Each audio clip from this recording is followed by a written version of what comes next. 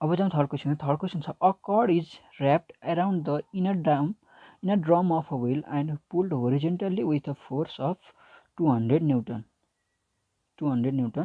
The wheel has a mass of 50 kg. Mass 50 kg छ and radius of gyration k भनेको कति छ 70 mm छ. Knowing that coefficient of friction static friction कति छ 0.2 छ र kinetic friction कति छ 0.15 छ. Determine the acceleration of g. AG निकाल भन्यो and the angular acceleration alpha. Alpha र AG निकाल भन्यो. सो हामीलाई गिवन लेखौँ पहिला त. गिवन के छ मास कति दिएको छ m = 50 kg दिएको छ एन्ड रेडियस कति रेडियस अफ जाइरेसन के भनेको दिएको छ 70 mm दिएको छ. सो यो भनेको 0.07 मिटर भयो एन्ड म्यु व्यास कति दिएको छ 0.2 छ एन्ड म्यु के कति दिएको छ 0.15 दिएको छ र we have to find AG निकाल्नु छ अनि अर्को angular acceleration alpha equal to what alpha निकाल्नु छ. केस के हुन सक्छ भने केस 1 के हुन सक्छ भने रोलिङ विथआउट स्लाइडिङ भनेको के भने यो जुन व्हील छ नि यो चाहिँ स्लाइड नभइकन रोल गर्यो भने चाहिँ के हुन्छ है त फर्स्टमा यो केस हेरौँ अनि त्यसपछि अर्को केस हुन्छ रोलिङ एन्ड स्लाइडिङ रोल नि भइरहेको अनि स्लाइड नि भएको एउटै टाइममा. सो यो केस हेर्दाखेरि के हुन्छ भने फर्स्टमा external force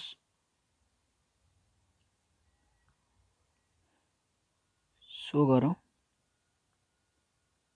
so external force के हुन्छ एउटा हुन्छ यो 200 न्युटन एन्ड यो भयो जी सेन्टर अफ मास यहाँबाट डब्लु तल लागिरहेको छ एन्ड यहाँ पोइन्ट छ सी. यो सी पोइन्टमा के हुन्छ फेरि एउटा नर्मल रियाक्सन आउँछ एन्ड दि फोर्स लाग्छ एफ. सो यो भयो एक्सटर्नल फोर्स. अब इफेक्टिभ फोर्सतिर जाउँ. इफेक्टिभ फोर्सहरू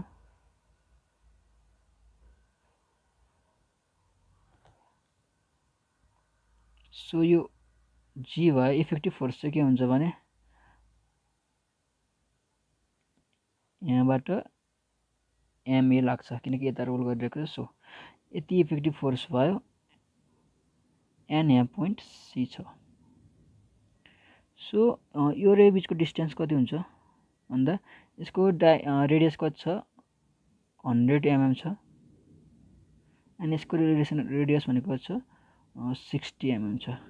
सो यो भनेको 100 - 60 अनि कति भयो 40 mm हुने भयो एन्ड यो भन्ने कति हुने भयो 100 mm हुने भयो. सो अब यो फिगर भइसकेपछि के गरौँ भने एक्स कम्पोनेन्टमा हेरौँ. Summation F of X equal to summation F of X effective भइहाल्छ. सो यहाँबाट हामीले के लेख्न सक्यौँ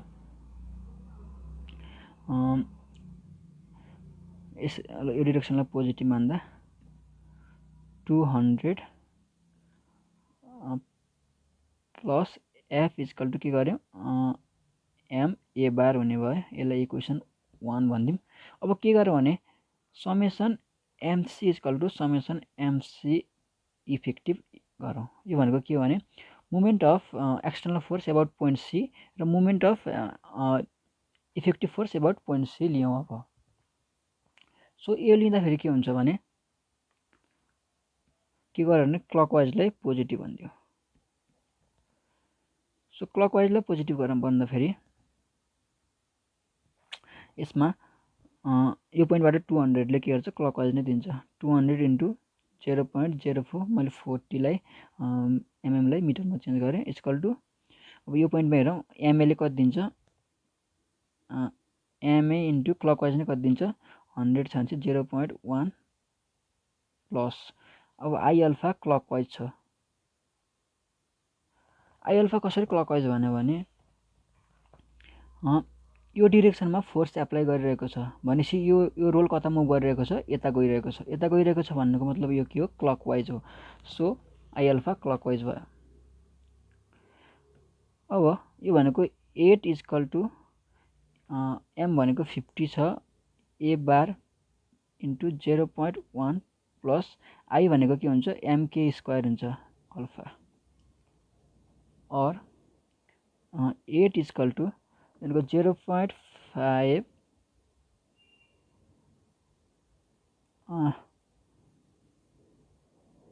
सो यो भनेको 50 इन्टु अब ए बार भनेको के हुन्छ, ए बार भनेको आर अल्फा हुन्छ। आर भनेको छ 0.1 अल्फा इन्टु 0.1 प्लस एम भनेको कति छ 50 इन्टु के भनेको 0.07 होल स्क्वायर अल्फा हुन्छ, और 8 इक्वल टु यो भनेको 0.5 alpha plus 0.07 whole square into 50 यो भनेको 0.245 अल्फा, और यो भनेको 0.745 alpha equal to 8। This implies alpha भनेको कति आयो, 8 डिभाइड बाई 0.745। सो अल्फा भनेको कति आयो 10.73 metre per radian per second square आयो। नाउ ए बार भनेको कति आयो, आर अल्फा भनेको 0.1 इन्टु 10.73 यो भनेको 1.073 मिटर पर सेकेन्ड स्क्वायर आयो। Now from equation 1 200 plus F equal to M भनेको 50 इन्टु 1.073। दिस इम्प्लाइज एफ भनेको कति आयो, एफ भनेको 200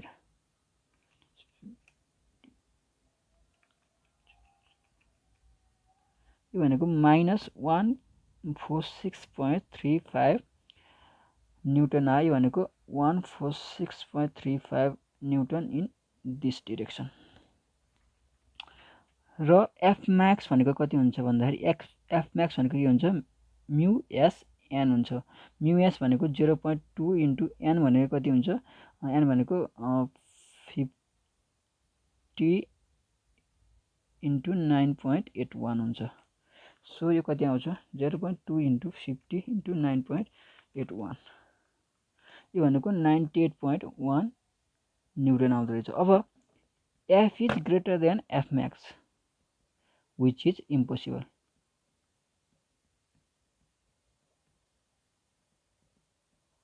भनेको के भने हामीले फर्स्टमा के एजुम गरेको थियौँ, रोलिङ विथआउट स्लाइडिङ एजुम गरेको थियौँ। सो यसमा चाहिँ के हुने भयो, रोलिङ विथआउट स्लाइडिङ चाहिँ इम्पोसिबल भयो, किनकि एफ चाहिँ एफ म्याक्स भन्दा धेरै आयो। सो रोलिङ विथ के हुँदो रहेछ, अब यसमा रोलिङ एन्ड स्लाइडिङ एकैचोटि हुँदो रहेछ, रोलिङ एन्ड स्लाइडिङ। सो अर्को के छ हेरौँ, रोलिङ एन्ड स्लाइडिङ। यसमा चाहिँ के हुन्छ भने in this case wheel is rotate and slide at a time। एउटै टाइममा के हुन्छ, रोटेट पनि गर्छ एन्ड स्लाइड पनि गर्छ।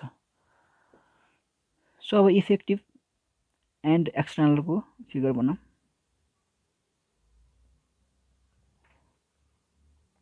यो पोइन्ट सी भयो एन्ड यहाँ जी छ।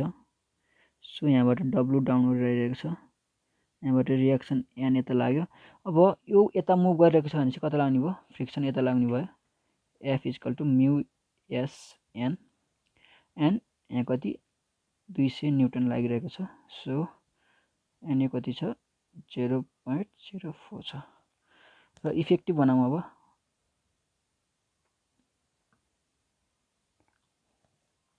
इफेक्टिभमा के छ, यता एमए बार लागिरहेको छ एन्ड यो पोइन्ट सी भयो। सो यसको डिस्टेन्स कति छ 0.1 मिटर छ। सो यति भइसकेपछि फर्स्टमा हामीले एफ भनेको कति हुन्छ, एफ भनेको म्यु के एन हुन्छ। म्यु के भनेको छ 0.15 इन्टु एन भनेको कति हुन्छ, एन भनेको 50 इन्टु 9.81, यो भनेको कति हुन्छ 0.15 इन्टु 50 इन्टु 9.81। सो यो भनेको कति आउँदो रहेछ 53.56 न्युटन आउँदो रहेछ। सो एफ आइसक्यो। अब के गरौँ, simply summation F of X equal to summation F X effective गरौँ। यो गर्दा के आउँछ 200 minus F equal to MA bar आउने भयो। सो ए बार भनेको कति आउने भयो, ए बार भनेको 200 माइनस 73.56 अपन एम भनेको चाहिँ 50 छ। सो यो कति आयो,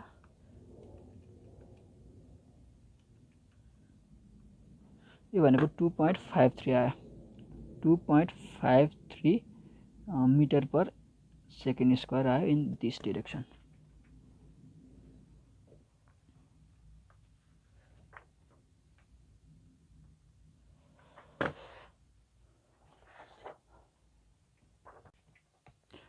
सो हामीले कति निकाल्यौँ, ए इक्वल टु कति निकाल्यौँ 2.53 metre per second square calculate गरौँ।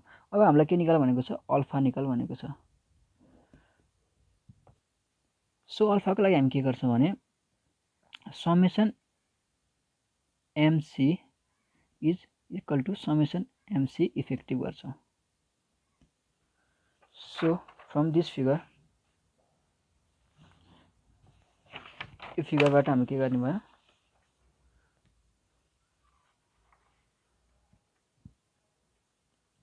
सो के गरौँ क्लकवाइजलाई एन्टी क्लकवाइजलाई पोजिटिभ लियौँ। सो के हुन्छ समेसन एमसी कति हुन्छ यसमा, क्लकवाइज एन्टी क्लकवाइजलाई नेगेटिभ भनेपछि कति minus 200 into 0.04 is equal to माइनसै हुन्छ minus MA into 0.1 minus I alpha छुटेछ, आई अल्फा त कति छ क्लकवाइज नै छ। सो सबै माइनस हुने भयो। सो माइनस सो काट्यो 8 इक्वल टु कति हुने भयो, एम भनेको कति छ, am is 50 into A bar भनेको 2.53 इन्टु 0.1 प्लस आई भनेको कति छ, आई भनेको एमके स्क्वायर भनेको थिएँ मैले, एमके स्क्वायर इन्टु अल्फा हुने भयो। और 50 इन्टु 2.53 इन्टु 0.1, सो यो भनेको 8 माइनस 12.65 इक्वल टु एम भनेको 50 इन्टु 0.07 होल स्क्वायर अल्फा हुने भयो। सो यहाँबाट अल्फा कति आउने भयो भन्दा minus 4.65 upon 50 into 0.07 whole square, यो भनेको 0.245। सो अल्फा कति आयो 18.97 minus 18.97 radian per second square आयो। So by this way we calculate alpha and A bar. AG निकाल भनेको थियो, एजी भनेको के हो ए बार हो। सो हाम्रो एन्सर कति आयो, ए बार इक्वल टु और AG equal to 2.53 metre per second square and alpha equal to minus 18.97 radian per second square.